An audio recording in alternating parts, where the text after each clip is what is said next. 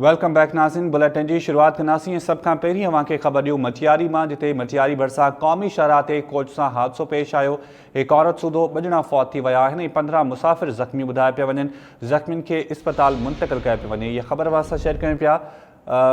Coach सां हादसो पेश आयो आहे। पुलिस जो चवणु आहे त कोच ड्राइवर खां कंट्रोल मां निकिरी भित सां टकराइजी वई, जंहिंजे करे हादसो पेश आयो आहे।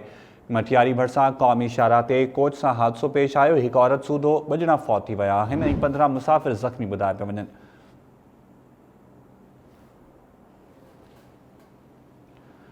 ज़ख़्मियुनि खे इस्पताल मुंतक़िल कयो पियो वञे। पुलिस जो इहो चवणु आहे ऐं पुलिस वधीक ॿुधायो त कोच ड्राइवर खां कंट्रोल मां निकिरी भित सां टकराइजी वई, जंहिंजे करे हादसो पेश आयो आहे। तफ़सील मालूम कंदासीं कामरान मेमण खां। जी कामरान, छा तफ़सील आहिनि? जी शायद बिल्कुलु कराची खां आरिफ वाला वेंदड़ मुसाफ़िर कोच आहे जेका मटियारी छंडण मोरी भरिसां ड्राइवर जे कंट्रोल मां निकिरण सबबि भित सां टकराइजी कल्टी थी पई आहे, जंहिंजे नतीजे में 2 ॼणा जेके आहिनि तॾहिं ताईं फौत थी विया आहिनि, जॾहिं त 15 खां मथे जेके ज़ख़्मी आहिनि उन्हनि उहे शदीद ज़ख़्मी थी पिया आहिनि। उन्हनि खे मटियारी जी अस्पताल में मुंतक़िल कयो वियो आहे। जॾहिं तव्हांखे ॿुधाईंदो त हिते एम्बुलेंस न हुजण सबबि मटियारी पुलिस जी जेका मोबाइल हुई उहा ज़ख़्मियुनि खे खणी अस्पताल पहुचायो आहे, जंहिंखां पोइ हिन वक़्तु एम्बुलेंसूं बि पहुची वियूं आहिनि, रेस्क्यू टीमूं बि उते पहुतल आहिनि।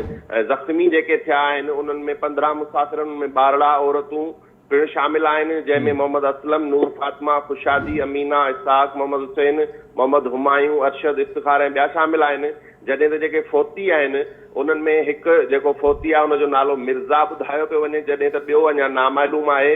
ऐं इन हवाले सां पुलिस जो इहो चवणु आहे त 2 इन हादसे में फौती आहिनि। ऐं पुलिस जो इहो बि चवणु आहे, मोटरवे पुलिस जो बि इहो चवणु आहे त कोच जेका तेज़ रफ़्तार हुई ऐं ड्राइवर खां कंट्रोल मां निकिरी वई, जंहिंजे सबबि पेट्रोल पंप जी भित सां टकराइजी कल्टी थी पई आहे। ऐं हिन वक़्तु मटियारी अस्पताल में इहा हालत आहे जो बेड न हुजण सबबि जेके काफ़ी जेके ज़ख़्मी शदीद ज़ख़्मी मरीज़ आहिनि उहे पट ते स्ट्रेचरनि ते रखियल आहिनि ऐं कुझु मरीज़नि जी जेका हालत नाज़ुक हुई उन्हनि खे सिविल अस्पताल हैदराबाद मुंतक़िल कयो पियो वञे। जी अच्छा कामरान, इहो ॿुधाइजो त छा समूरनि ज़ख़्मियुनि खे इस्पताल मुंतक़िल कयो वियो आहे ऐं जेके ज़ख़्मी आहिनि उन्हनि जी हालत कीअं पई ॿुधाई वञे? जी तव्हांखे ॿुधाईंदो हलां त जेके समूरा ज़ख़्मी आहिनि उहे अञा ताईं अस्पताल मुंतक़िल न थिया आहिनि।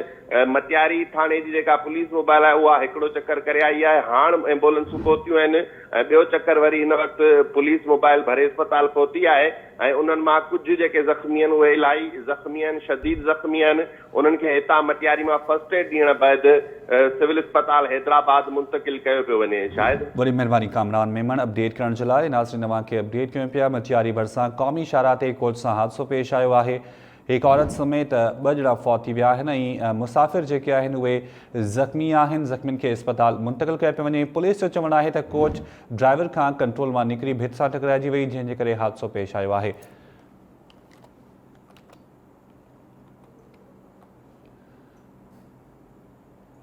नाज़रीन अव्हांखे आगाह कयूं पिया। मटियारी मां पेश आयल कोच सां हादसे जे हवाले सां अव्हांखे ॿुधायूं त क़ौमी शाहराह ते इहो हादसो पेश आयो आहे।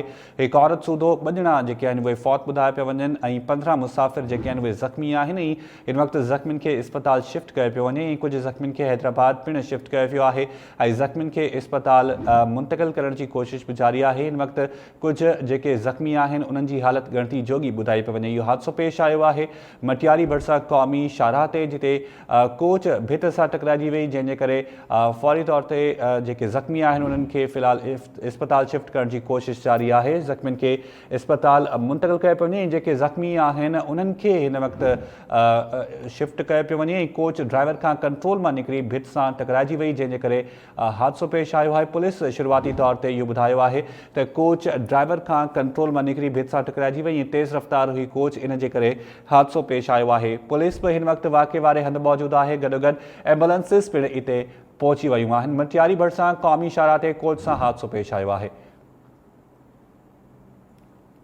तफ़सील मालूम कंदासीं कामरान मेमण खां। कामरान, हिन वक़्तु आगाह कजो त अव्हां ॿुधायो जेके शदीद ज़ख़्मी आहिनि उन्हनि खे हैदराबाद बि शिफ्ट कयो पियो वञे, जेके फौती अव्हां ॿुधायो उन हवाले सां बि कंफर्म कजो, उन्हनि जा नाला छा आहिनि?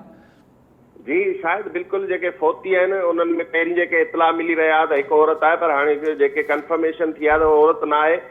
बस जो ड्राइवर आहे मिर्ज़ा ऐं हिकु नामालूम जेको माण्हू आहे उहो फो थी वियो आहे, जेको कोच में फाथो पियो हो, जेके हाणे कढियो वियो आहे ऐं हाणे मोटरवे बि पुलिस बि पहुती आहे। उन सां गॾु डिप्टी कमिश्नर मटियारी जेको आहे सैयद मुर्तज़ा अली शाह उहो बि हाणे पहुतो आहे हिन मामले जी जांच करे पियो। हिन वक़्तु मटियारी अस्पताल में जेका एमरजेंसीअ वारी सूरत हाल आहे ऐं बेड न हुजण सबबि हिकिड़ो 3 बेडनि ते मुश्तमिल जेको एमरजेंसी वार्ड क़ाइमु कयल आहे, जिते पेशेंट जेके ॿाहिरि सीटूं पियल आहिनि वेटिंग वारियूं उन्हनि ते वेठल आहिनि, स्ट्रक्चरनि ते पटले पियल आहिनि ऐं डिप्टी कमिश्नर हाणे पाण पहुतो आहे ऐं जेके इंतिहाई ज़ख़्मी जेके आहिनि मरीज़ उन्हनि खे हैदराबाद सिविल अस्पताल मुंतकिल कयो पियो वञे, जंहिंमें कुझु 12 औरतूं पिणु शामिल आहिनि ऐं हाणे जेको एम्बुलेंसूं आहिनि मोटरवे पुलिस जूं ऐं मटियारी अस्पतालियूं पहुतियूं आहिनि, ॿिया वधीक ज़ख़्मी जेके आहिनि उन्हनि खे अस्पताल मुंतकिल कयो वियो आहे। जी अच्छा कामरान, इहो ॿुधाइजो त बस कहिड़े शहर वञी रही हुई, इन हवाले सां का ख़बर पइजी सघी आहे? गॾोगॾु इहो बि ॿुधाइजो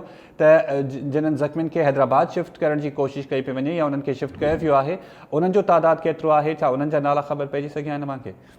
जी बिल्कुलु, या कराचीअ खां कोच जेका आहे आरिफ वाला पंजाब जे इलाइक़े तरफ़ वञी रही हुई, जेका छंडण मोरीअ वटि ड्राइवर खां कंट्रोल निकिरण सबबि पेट्रोल पंप जी भित सां टकराइजी वई। ऐं तव्हांखे ॿुधाईंदो हलां त एम्बुलेंस घटि हुजण सबबि कुझु मुसाफ़िरनि खे पट ते एम्बुलेंस जे पट ते विहारे उहो रवानो कयो वियो आहे हैदराबादी अस्पताल। उहे फुटेज पाण पंहिंजी स्क्रीन ते ॾेखारे रहिया आहियूं ऐं इहो तव्हांखे ॿुधाईंदो हलां त उन्हनि जो तादाद जेको आहे 8 खां मथे माण्हू आहिनि जेके 2 मरहलनि में हिन वक़्तु सिविल अस्पताल हैदराबाद मुंतकिल कया आहिनि, जंहिंमें हिकु मासूम 2 सालनि जो ॿारड़ो बि आहे जंहिंजी हालत पिणु इंतिहाई नाज़ुक ॿुधाई वञे पई। जी शायदि। अच्छा कामरान, इहो ॿुधाइजो त मटियारी सिविल अस्पताल में सहूलियतूं कीअं आहिनि? अवां ॿुधायो त जेके मरीज़ आहिनि फुटेजिस में बि असां ॾिसूं पिया त जेके मरीज़ आहिनि उहे जेके ज़ख़्मी आहिनि उहे हेठि सुतल आहिनि, पट ते उहे सुतल आहिनि ऐं छा हिते हिन वक़्तु अमलो पहुतो आहे ऐं हिते सहूलियतूं कीअं आहिनि? जी शायदि आउं तव्हांखे ॿुधायां त ज़िले हेडक्वार्टर वारी अस्पताल आहे, पर जेका सहूलियतुनि जी ॻाल्हि कजे त हिते सहूलियतुनि जी बिल्कुलु खोट आहे ऐं उन मां अंदाज़ो इहो लॻाए सघिजे थो, जेके नाज़रीन पंहिंजे स्क्रीन ते फुटेजिस ॾिसी रहिया आहिनि त उन मां अंदाज़ो लॻाए सघिजे थो त जेको एमरजेंसी वार्ड क़ाइमु कयल आहे उहो फ़क़ति 3 बेडनि ते क़ाइमु कयल आहे, जिते ज़िले हेडक्वार्टर वारी अस्पताल आहे। जंहिं सबबि जेके हिन वक़्तु अस्पताल में आयल ज़ख़्मी आहिनि उहे पट ते पियल आहिनि, कुझु जेके मरीज़नि लाइ ॿाहिरि जनरल जेको रस्तो आहे अस्पताल जो उन ते बेंचूं रखियल आहिनि, उन्हनि ते इंतज़ार करे वेठा आहिनि। अच्छा कामरान, इहो ॿुधाइजो त केतिरा मुसाफ़िर इन कोच में सवार हुआ ऐं कुझु अहिड़ा बि मुसाफ़िर हूंदा जिन्हनि खे कुझु बि न थियो हूंदो, उन्हनि छा ॿुधायो आहे त हादसो कीअं पेश आयो आहे? जी शायदि हिन जेका हीअ कोच आहे वॾी कोच आहे, हिन में तक़रीबन 52 सीटूं आहिनि ऐं 52 खां मथे मुसाफ़िर हिन कोच में जेके सवार हुआ, जेके आरिफ वाला वञी रहिया हुआ ऐं जेके शदीद ज़ख़्मी आहिनि उहे 15 जेके मुसाफ़िर ॿुधाए वञनि पिया, जंहिंमें 12 औरतूं आहिनि, जेके मामूली ज़ख़्मी आहिनि उहे पिणु 20 खां 25 मुसाफ़िर थी वेंदा। तक़रीबन जेको टोटल ज़ख़्मियुनि जो तादाद आहे उहो लॻभॻि 38 जे आहे ऐं 2 उन में फोती आहिनि। उन्हनि जो इहो चवणु आहे त अचानक ब्रेक लॻी ऐं कोच जेका आहे उहा तेज़ रफ़्तार हुई ऐं हिते छंडण मोरी वटि जेको ही M9 मोटरवे आहे उनजी जेका हालत आहे उहा तमामु ख़राबु हालत आहे, जंहिं सबबि उते रोड जेको हेठां मथां आहे, जंहिंजे करे ड्राइवर खां कोच कंट्रोल मां निकिरी वई आहे। ठीकु आहे, वॾी महिरबानी कामरान आगाह करण जे लाइ।